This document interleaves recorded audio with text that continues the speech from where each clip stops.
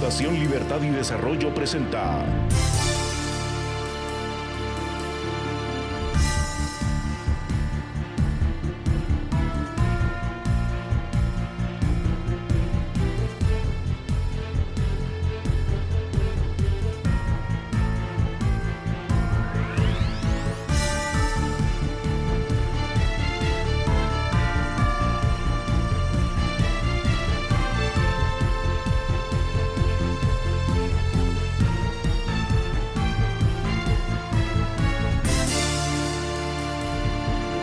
Razón de Estado con Dionisio Gutiérrez. A 52 días de las elecciones generales, Guatemala enfrenta el proceso electoral más atípico e incierto de la era democrática. Lejos de ver y sentir las elecciones como una oportunidad, la mayoría de ciudadanos lo enfrentan como una amenaza, en la que las opciones que podrían ganar son cada una peor que la otra, y solo ofrecen seguir cayendo en el abismo de la mediocridad, la corrupción y la captura del Estado. Hace unos días, arrestaron en Estados Unidos a un narcocandidato de larga trayectoria y favorecido permanente de la impunidad imperante en nuestro país. Si la justicia en Guatemala fuera tan solo la sombra de la justicia norteamericana, probablemente tendríamos solo 8 candidatos. Los demás estarían en la cárcel. El desencanto con los políticos, la frustración de la sociedad con la vida pública y la indiferencia del ciudadano con la política tienen nombre y apellido: incompetencia y corrupción. Los ciudadanos ven la política como una actividad sucia y mediocre, como el desagüe para gente incapaz y deshonesta. Hay excepciones, por supuesto, pero son las menos y sufren las consecuencias del desgaste y el desprestigio que provoca a la política la clase política dominante, que está llena de pícaros, ladrones, narcos y matones. La política, como se practica en esta tierra, está lejos del ciudadano, no conoce la ley, sirve a intereses de grupos y bandas y es la espada de Damocles de la democracia y la república. Nuestros números sociales dan vergüenza y son fuente de gran sufrimiento humano. La economía crece poco y es incapaz de ofrecer oportunidades para todos. Y el Estado, lejos de ser fuente de soluciones, se convirtió en la presa de grupos criminales. Estos son problemas muy serios, pero tienen solución. Una solución que tiene una condición indispensable, ineludible, y esta es que el ciudadano, los ciudadanos de todos los sectores de la sociedad decidan participar en política para refundarla, para reinventarla y para darle el brillo y prestigio que merece la política de una nación digna y respetable. Se dice fácil, no lo es, pero es el único camino. Como si no tuviéramos suficientes problemas con los políticos y los gobiernos delincuentes que conforman, los ciudadanos en esta era digital debemos aprender a informarnos y a diferenciar la verdad de la mentira, a diferenciar el análisis objetivo y la crítica seria de la manipulación, la difamación y la desinformación. El Internet y las redes sociales son un éxito de la tecnología para beneficio de la humanidad, pero en manos de esa gente que hace de la política una vergüenza y un instrumento criminal, el ciudadano ingenuo y desinformado se convierte en cómplice pasivo y víctima al final. La sobrevivencia y la fortaleza de la libertad, la democracia y el Estado de Derecho dependen de un ciudadano bien informado y presente en la vida política de su país.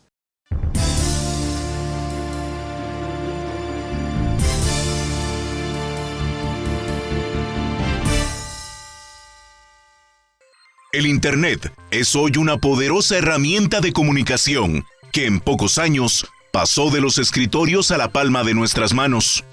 A lo largo del planeta, las redes sociales y otras herramientas digitales se han utilizado para unir familias, hacer negocios en puntos distintos del mundo, convocar a manifestaciones masivas, cuestionar a políticos corruptos e incluso derrocar dictaduras. El 55% de la población mundial está conectada de alguna manera a esa gran bóveda de información. siendo Europa y América del Norte las regiones del mundo con mayor conectividad, 85%. Por otro lado, en países como Guatemala, el 49% de la población tiene acceso a la red y el promedio centroamericano es 50%. Sin embargo, el Internet y las redes sociales también se han utilizado para hacer daño. Las noticias falsas y la propaganda digital, que inundan los ambientes digitales, han arruinado reputaciones y buenas ideas, destruyendo lo que encuentran a su paso. Por otro lado, el escaso control que existe sobre la información personal que se comparte en la red ha derribado nuestras nociones tradicionales de privacidad.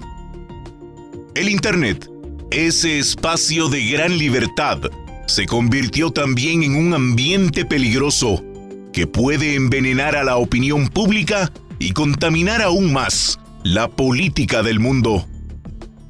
Un caso muy sonado en tiempos recientes fue el de Cambridge Analytica, una empresa que fue acusada de utilizar datos de 50 millones de usuarios de Facebook para crear publicidad personalizada y noticias falsas para influir en las elecciones estadounidenses del año 2016. Problemas como estos han movido a muchos gobiernos a adoptar medidas de control digital, llegando incluso a la censura de contenido y la vigilancia de personas en ambientes digitales. Sin embargo, la medicina ha resultado peor que la enfermedad. La excusa de evitar las injusticias del mundo digital ha resultado perfecta para los autoritarios y abusivos que quieren silenciar a sus críticos y opositores, como lo han hecho por años con los medios de comunicación independientes. Guatemala no vive ajena a las polémicas de la era digital. En los últimos años, han proliferado los net centers, las cuentas falsas y los activistas, que muchas veces se escudan en el anonimato para difamar a personas públicas o particulares y difundir información falsa. Estas tácticas espurias han sido promovidas incluso desde el gobierno. En 2014, investigaciones periodísticas revelaban que el gobierno del Partido Patriota tenía una oficina completa dedicada al monitoreo de redes sociales, con personal contratado para atacar a críticos del gobierno en redes sociales. En 2019, estas prácticas están siendo promovidas también por algunos partidos políticos, en un intento por manipular la opinión en las redes sociales y descalificar a sus adversarios para influenciar el voto de los ciudadanos. El mundo digital es una realidad del presente y solo promete sofisticarse y complicarse más en el futuro. Los seres humanos debemos aprender a informarnos y adaptarnos a las nuevas tecnologías informáticas. Debemos aprender a diferenciar la verdad de la mentira, la basura de lo limpio, la información de la desinformación y la objetividad de la difamación. Y debemos encontrar el mejor uso posible para las nuevas herramientas tecnológicas que prometen cambiar la vida de la especie humana.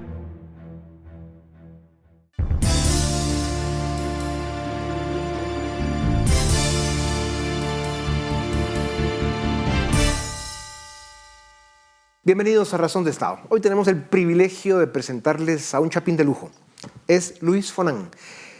Nació en Guatemala, tiene 39 años, estudió en la Universidad de Duke, en Carolina del Norte, que fue en matemáticas, ¿verdad?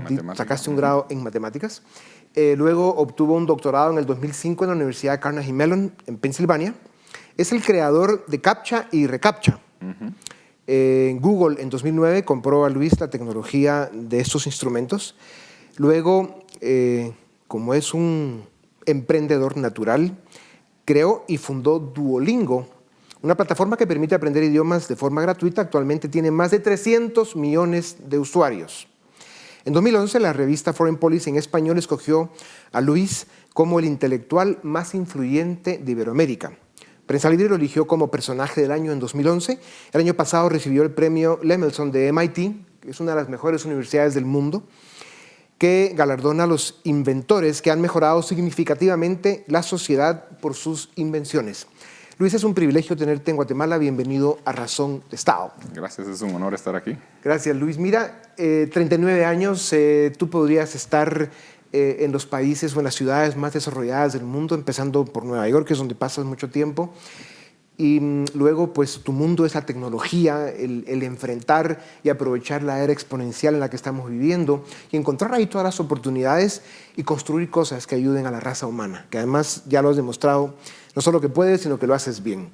¿Qué te trae de regreso a Guatemala? Bueno, aquí nací, aquí crecí. En Guatemala tuve mucha suerte, me dio mucha oportunidad. Mi familia también está acá en Guatemala y de alguna manera entre más pasan los años, más me dan ganas de ayudar al país. Y también entre más viajo, he estado como en 50 países, me doy cuenta de la diferencia entre las clases sociales de Guatemala es increíble. Es mucho peor de lo que se mira.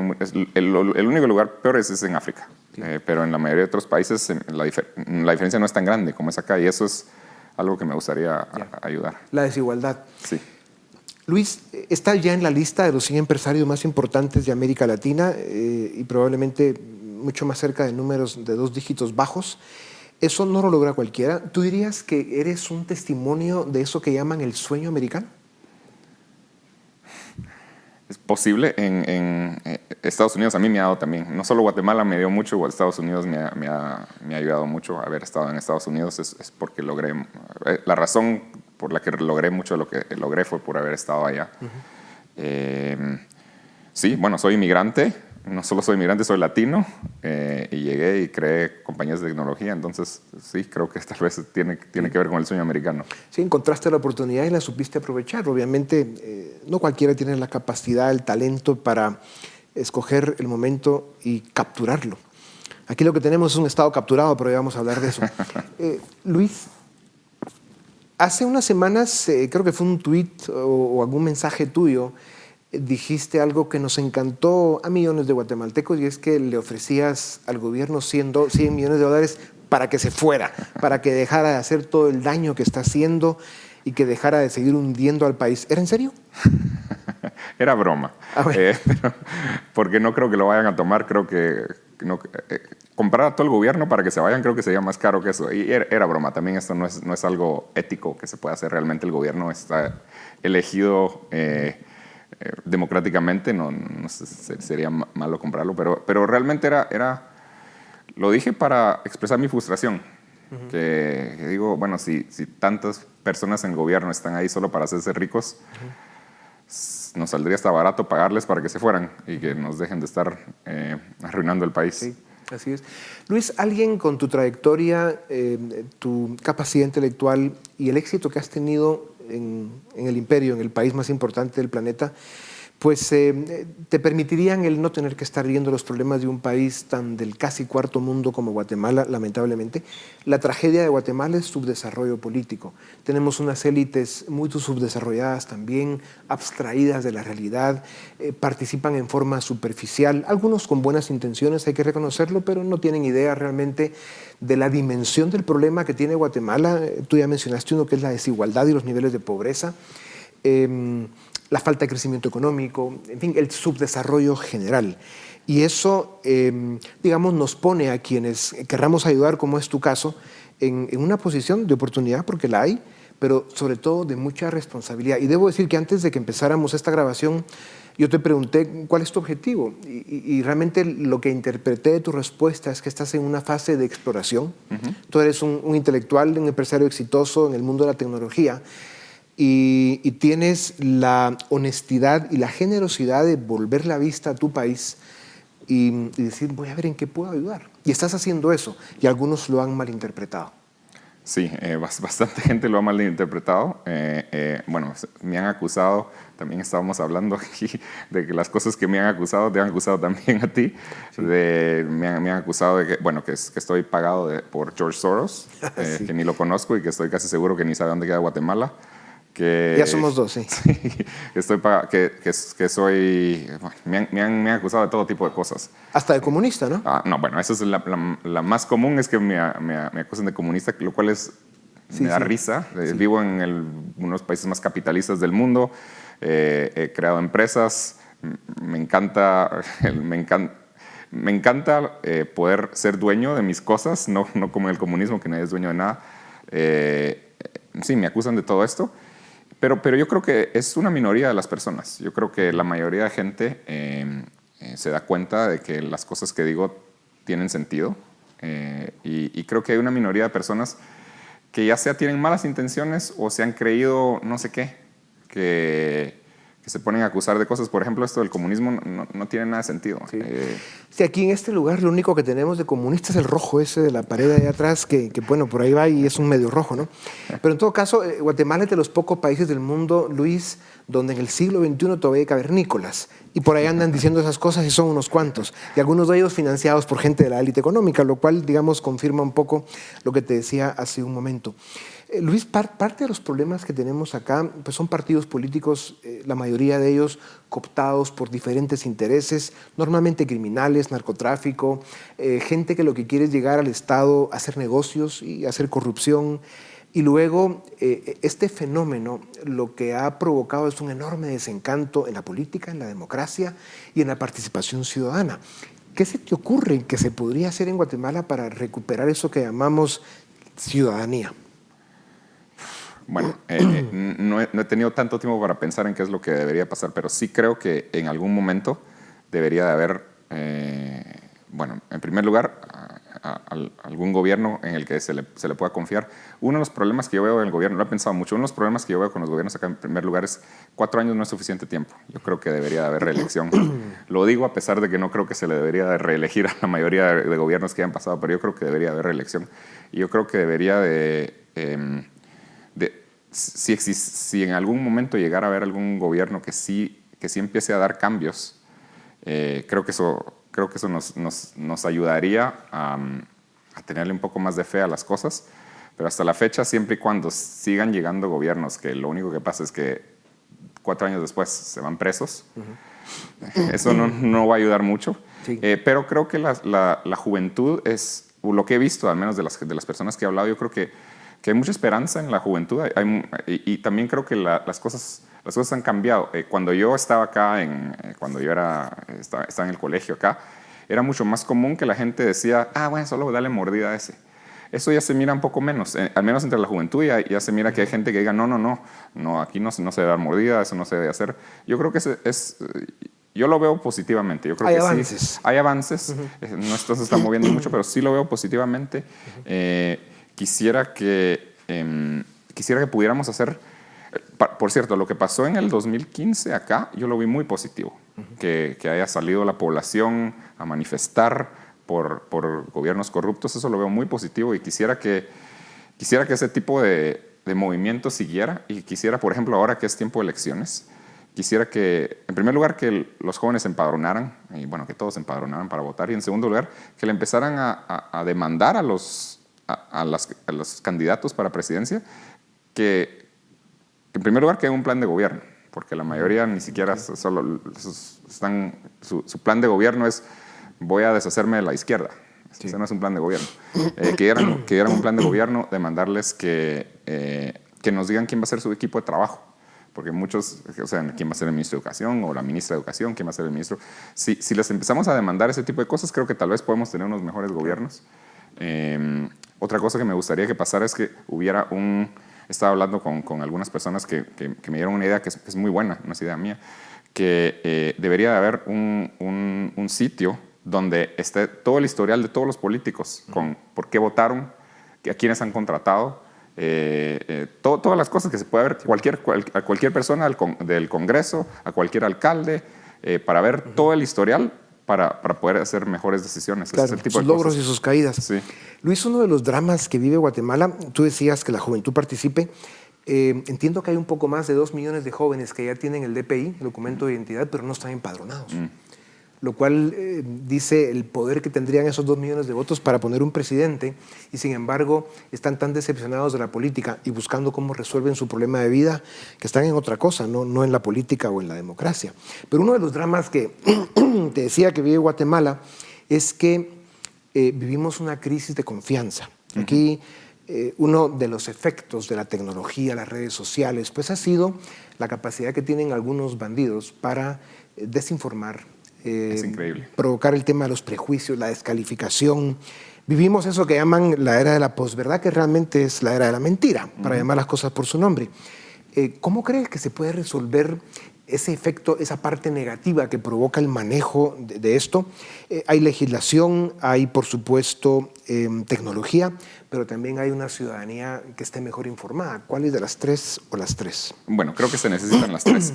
Un proyecto que me gustó mucho que vi en México, había para estas elecciones pasadas hubo un proyecto que se llamaba Verificado, que sí tuvo mucho auge en México, que la gente, cada vez que veía un tweet o algo en redes sociales, si no estaba verificado, si no estaba en el sitio que había sido verificado por el proyecto, decía, no, yo no le voy a dar retweet, yo no lo voy a seguir diseminando si no esté verificado. Claro. Y eso funcionó muy bien. Ese tipo de cosas creo que pueden ayudar bastante.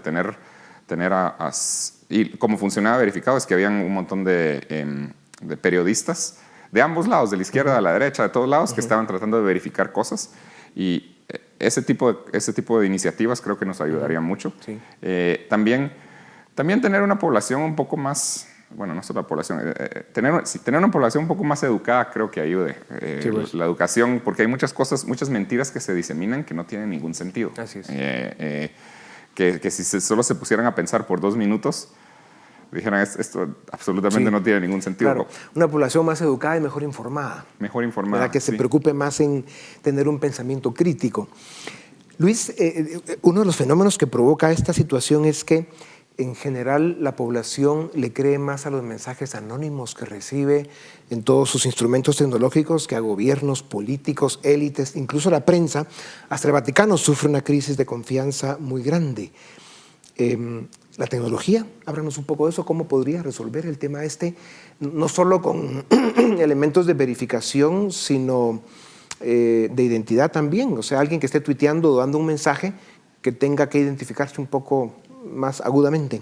Sí, bueno, y ese es un problema muy particular de Twitter. Twitter sí realmente deja que haya cuentas anónimas y todo eso. Creo que Facebook es un poco mejor, que sí, realmente las cuentas en Facebook son un poco menos anónimas, pero yo creo que como ciudadanos o como usuarios de las redes sociales, nosotros no le deberíamos de creer a ninguna cuenta donde el nombre es obviamente falso, la foto es obviamente falsa, no deberíamos de creerle nada de lo que dicen, eso es lo que creo yo. Pero las redes sociales en sí creo que deberían de hacer algo. Desafortunadamente, por ejemplo, el fundador de Twitter, el fundador y CEO de Twitter, él realmente opina que las cuentas anónimas son buenas.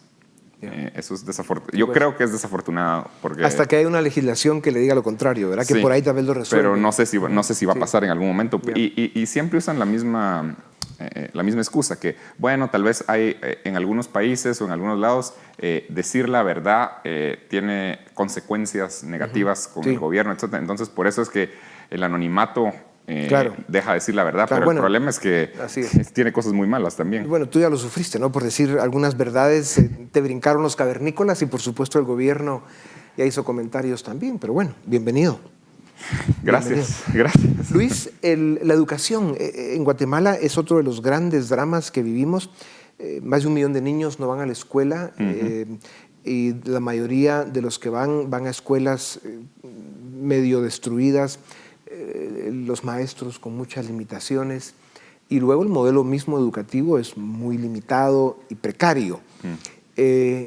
¿Tú visualizas algo que en los próximos años puede haber algún instrumento que sea más accesible para los padres, para que empiecen a educar a sus hijos desde muy niños a través de la tecnología? Sí, yo creo que eso es algo en lo que sí podemos hacer bastante. En eso es en lo que he estado trabajando con Duolingo, en tratar de dar educación gratis. Por ahora solo lo estamos haciendo con idiomas, pero yo creo que podemos hacerlo con otro tipo de cosas. Estamos desarrollando una aplicación para enseñar a leer y escribir no idiomas, sino alfabetismo, para enseñar a leer y escribir. Creo que va a ser muy exitosa y que, bueno, lo único que necesita el niño es acceso a un teléfono Android. Claro. Entiendo que no todos lo tienen, pero creo que sí hay bastantes personas que tienen acceso a un teléfono Android.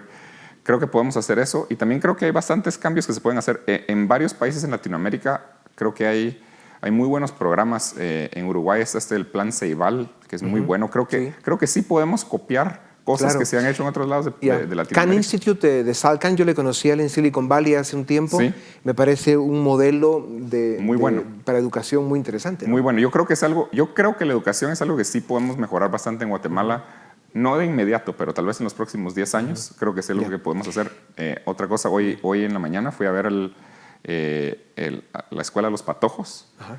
Muy bueno el modelo. Se miran todos los niños muy contentos. He ido a escuelas públicas y fui a la escuela de los patojos. Es una diferencia increíble. Estaban todos muy contentos, es una educación muy digna, les dan de comer y cuesta $400 por niño por año. Claro. Lo cual es bueno.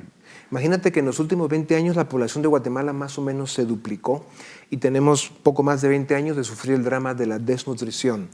Esto quiere decir que hoy en día la mitad de la población vive con el impacto que le provocó el haber tenido un problema de desnutrición crónica en su niñez. Y eso pues les provoca una deficiencia, un retraso que le hace daño a su capacidad de desarrollo. Sí, por eso es que me gusta mucho lo que están haciendo los del patojismo, que les dan de comer. Sí, pues. Les dan de comer a los niños y me están contando que en diciembre no van al colegio los niños porque están de vacaciones y pierden peso. Ya. En todo diciembre y de ahí cuando regresan vuelven a ganar peso a la hora de regresar a la escuela esta. Pues yo lamento muchísimo que tengas 39 años porque si ya hubieras estado en los 40 muchos te habríamos empujado para que consideraras el correr y ganar las elecciones este año porque la oferta es muy pobre. ¿La has visto? Sí, la he visto. No solo la oferta es pobre, sino también, aunque la oferta se mire buena, lo que ha pasado con todos los gobiernos anteriores es que tal vez se miren buenos, pero de ahí, el problema que yo tengo es que no sé en quién confiar.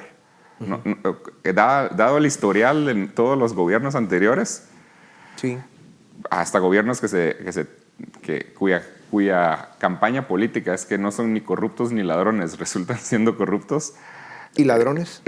Sí, sí. No, hay algunos candidatos, los menos, yo diría los muy menos, que podríamos considerarlos gente honorable, que tiene buenas intenciones, pero claro, sus proyectos son muy pequeños, limitados.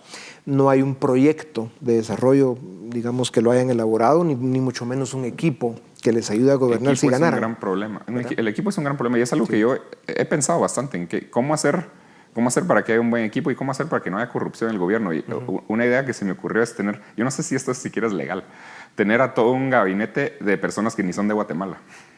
Es totalmente legal. Incluso sería deseable. ¿Sí?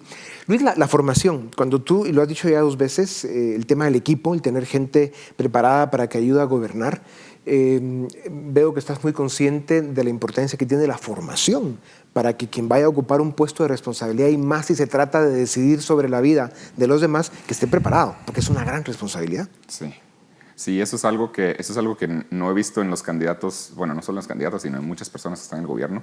Es algo que, por ejemplo, en Duolingo estábamos hablando en Duolingo que todo mi equipo ejecutivo, las personas que están en mi equipo ejecutivo son personas que han tenido 20 años de experiencia en tecnología, tienen grados de Harvard o de MIT y todo. Entonces, es lo que estábamos diciendo es mi equipo ejecutivo seguramente tiene muchísimo más experiencia y están mucho más capaces para su trabajo que lo que han sido, por ejemplo, los gabinetes de los gobiernos de Guatemala. Eso no es 100%, ahí creo que han habido muy buenos ministros de algunas cosas, pero en general, el hecho de que una compañía que ni siquiera es tan grande pueda tener un equipo ejecutivo mucho más calificado de lo que usualmente tengamos acá, no pinta bien. Sin duda alguna.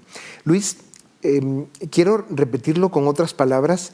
Los guatemaltecos deben interpretarte en la forma correcta.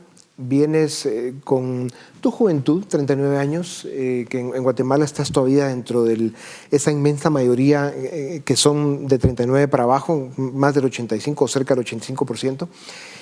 Y vienes con esa autenticidad, con esa generosidad y buen deseo de dar un aporte a tu país, el país que te vio nacer, porque obviamente desde donde estás, que es el primer mundo, y además viviendo con un gran éxito empresarial, el que tú voltees a ver a tu país te hace ser una persona agradecida, y como dicen, los agradecidos son los bien nacidos, y eso pues es muy respetable.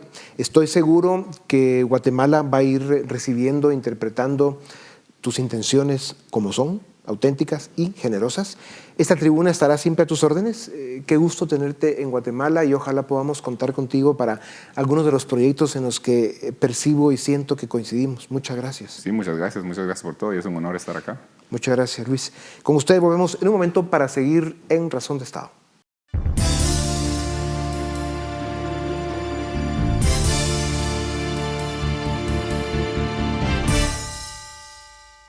Iniciamos el debate en Razón de Estado. Hoy vamos a discutir sobre dos hechos sumamente trascendentales. Uno, el arresto de Mario Estrada en Estados Unidos. Y dos, sobre la orden de arresto en contra del candidato Roberto Arzú. Para ello tenemos a tres analistas. En primer lugar, a Samuel Pérez Atías, economista y profesor universitario. Goyo Saavedra, abogado y analista político.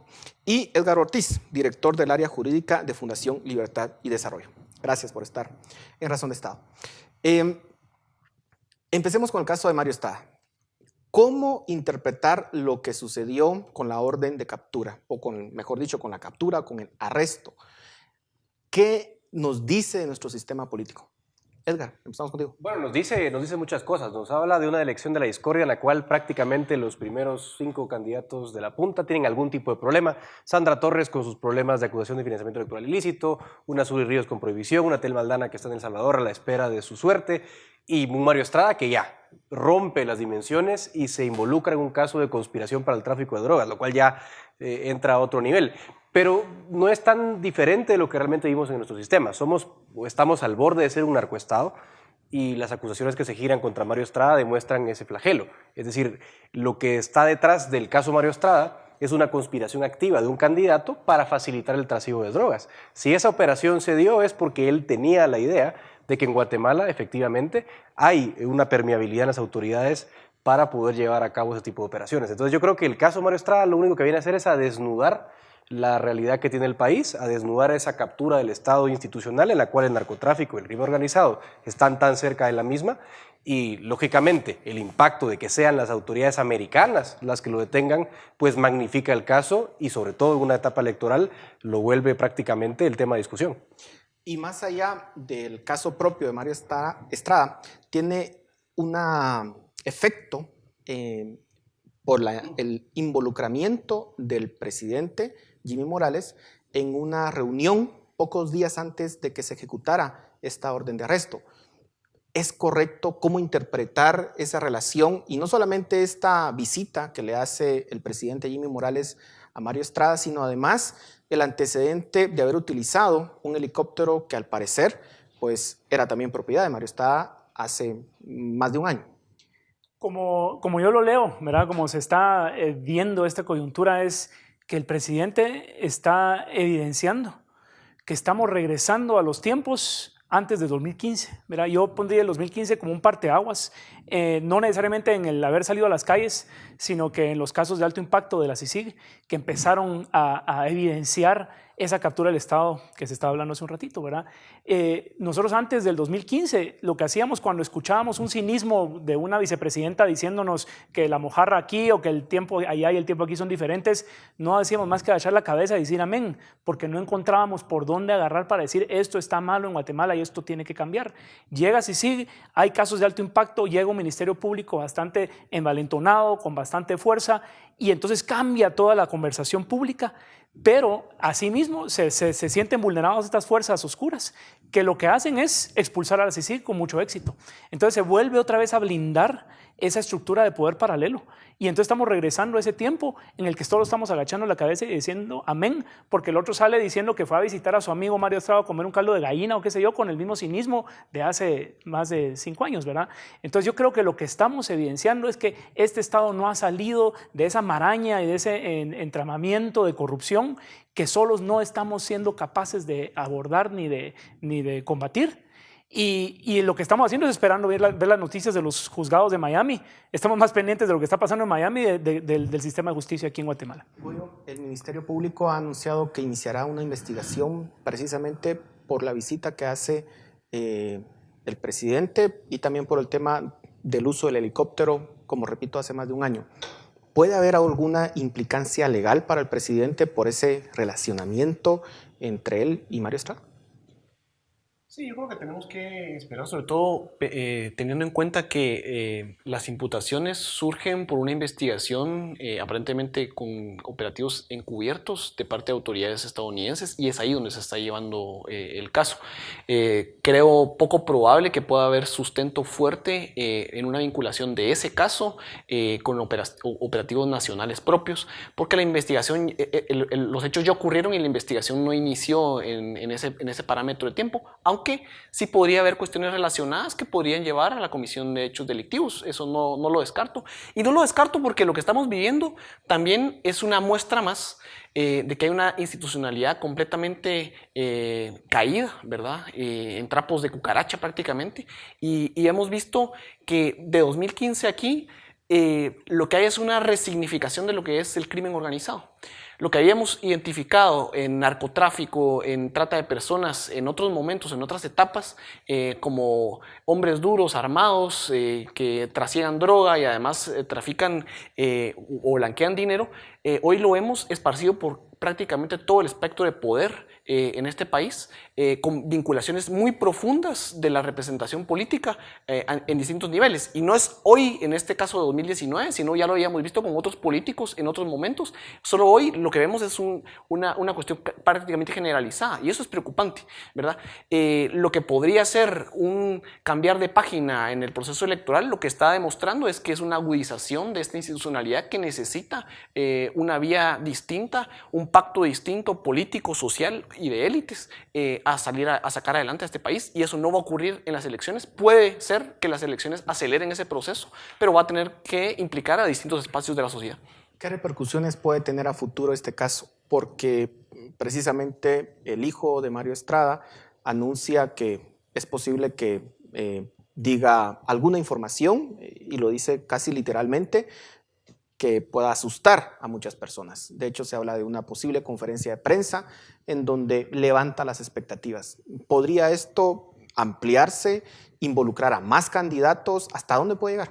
Bueno, como explicaba bien hoy antes, el gran problema es que el caso se da por una operación montada, ¿no?, que le hacen a Mario Estrada. Entonces, en el contexto del caso propiamente dicho, puede que haya más vinculaciones si en caso del candidato Estrada o González Mayorga, que es el otro involucrado, revelan alguna información, lo cual tiene un grado de probabilidad, o también cuando se empiecen a hacer las vinculaciones que tiene alguien como González Mayorga con partidos como la UNE, por ejemplo. Hay que recordar que él formó parte también de la estructura de la UNE, Sandra Torres lo sabe muy bien, y podría ser que por ese lado venga alguna información que salga. El otro caso también es que haya una como represalia, ¿no?, por parte de Mario Estrada hijo, eso lo sabremos mañana en la conferencia de prensa, y ellos empiecen a dar alguna información que empiece a comprometer a otros candidatos.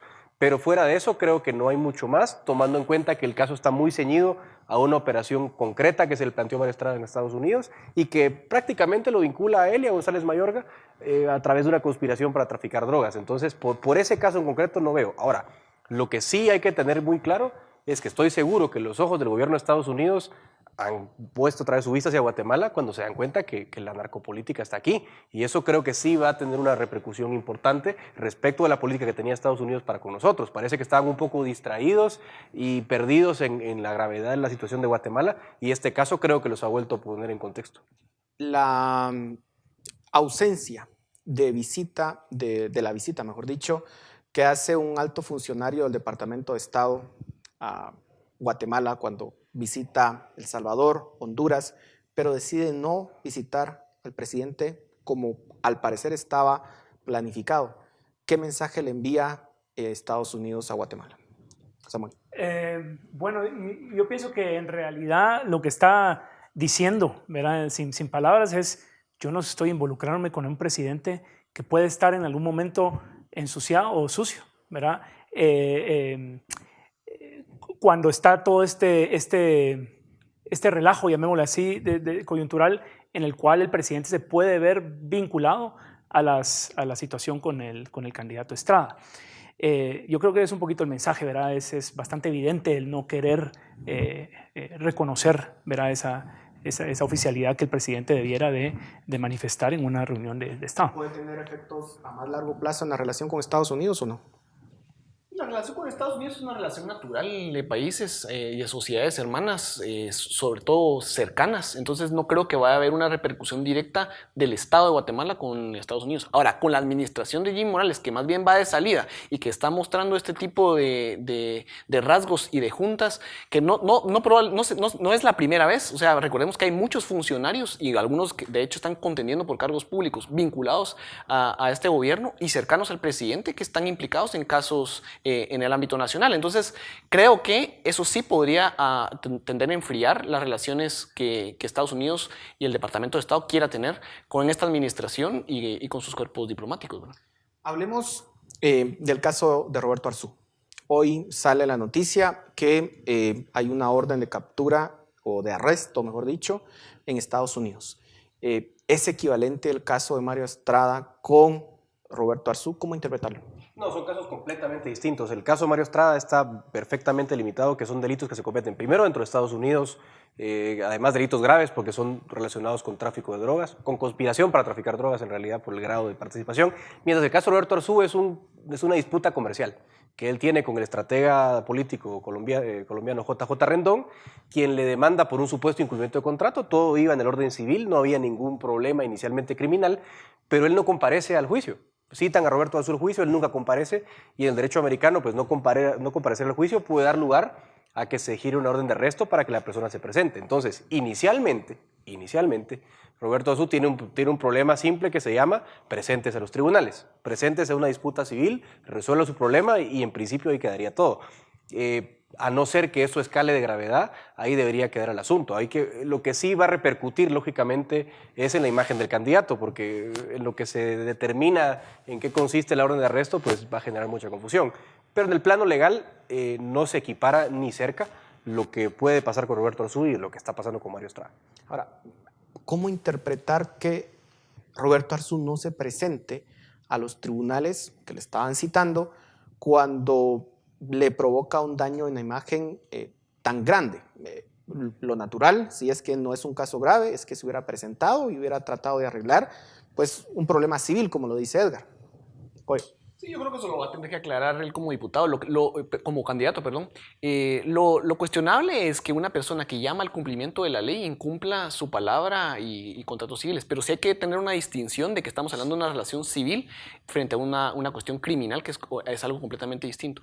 Y hay que tener en cuenta que si es candidato a la presidencia, entendemos que él tiene su domicilio en la República de Guatemala y la demanda está siendo en otro estado, fuera del país, y eso podría ser una vinculación o una cuestión de por qué no estaba presente en el fuero judicial que lo estaba requiriendo para su presencia. Es un tema que tendrá que resolver. Lo que es cuestionable es que cuál es la idoneidad de una persona que está implicada en problemas legales de este tipo y de incumplimientos a la comparecencia en juicios de este tipo fuera del país, que está apostando por la más alta magistratura de nuestro país, ¿verdad? Ese es un poco el panorama. Samuel, ¿cómo entender el caso de Roberto Arzú? Sí, yo creo que digamos, si tendrá un efecto en su imagen o no. Mire, lo que tenemos que entender es que Roberto Arzú no es Álvaro Arzú, ¿verdad? Y eso es importante, ¿verdad? Roberto Arzú sí es una figura más vulnerable que lo que era Álvaro Arzú. Esta noticia que hoy sale es una gran bomba mediática porque muchas personas ni siquiera están entendiendo qué es lo que está pasando al leer una noticia así, ¿verdad? Porque hoy se nos aclara que no es una cuestión de corrupción ni de financiamiento ilícito, es una cuestión puramente privada, llamémoslo así, que sin embargo tiene algún efecto en su imagen como candidato. El tema es que yo creo que aquí hay una cuestión sumamente grave en todo el proceso electoral que estamos viviendo este año, ¿verdad? Que es el desencanto cuando estamos viendo candidatos que amenazan de muerte a otros candidatos vinculados con el narcotráfico, vemos candidatos metidos en cuestiones cuestiones judiciales que no han salido de su problema judicial.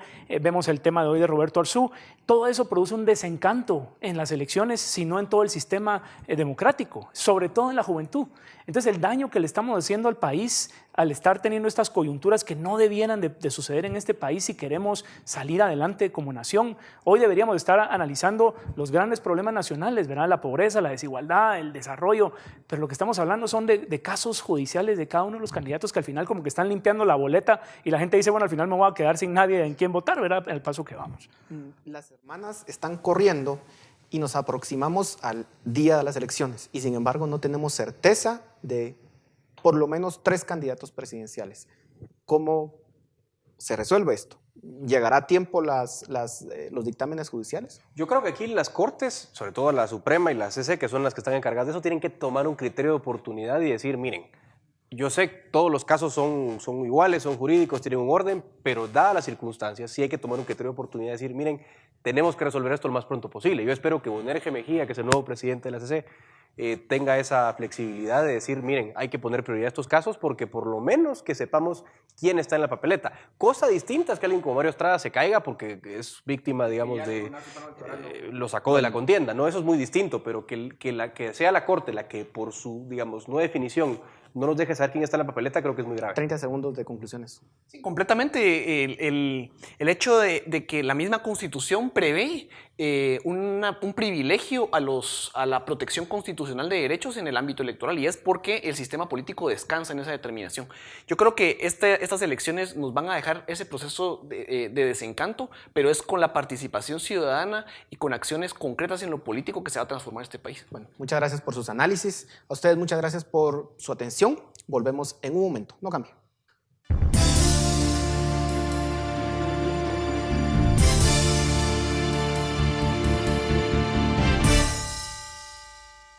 A partir de 2008, las redes sociales transformaron la comunicación y la política. Por primera vez, un candidato presidencial en Estados Unidos hizo gran parte de su campaña en las redes de Internet, en lugar de hacerlo en los medios tradicionales como la prensa escrita o la televisión. El mundo 2.0, como le llaman, ha venido a revolucionar la política mundial, convirtiéndose en un instrumento esencial para que los ciudadanos expresen su descontento o incluso pongan en jaque a gobiernos dictatoriales. Sin redes sociales, movimientos como la Primavera Árabe en 2010 y 2011 y el Euromaidán en Ucrania durante 2015 no hubieran sido posibles ni exitosos.